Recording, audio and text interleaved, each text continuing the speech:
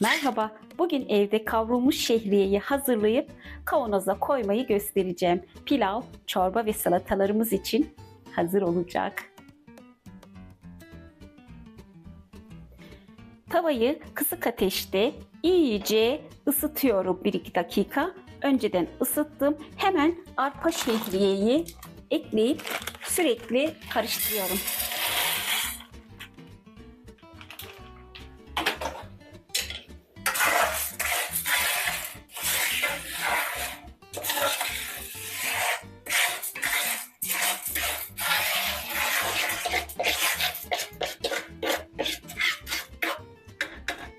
Arpa şehriyeler 11-12 dakika oldu. Benim tavam geniş olduğu için arkadaşlar güzelce altın sarısı olunca hazır, görmüş olduğunuz gibi hafif fındıksı bir koku vermeye başladığında kavurma işlemimiz tamam demektir. Bitti.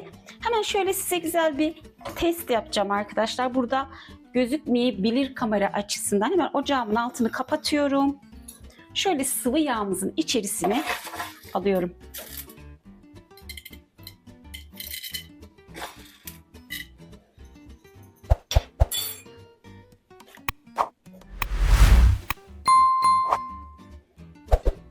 Ve soğutma işlemine gidiyorum.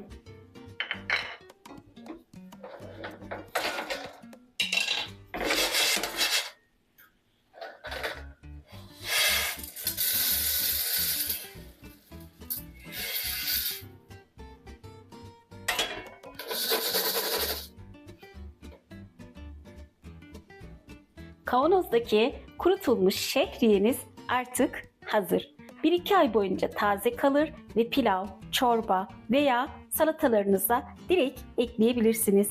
Videoyu beğenmeyi, yorum yapmayı, kanalımıza abone olmayı unutmayın. Hoşça kalın.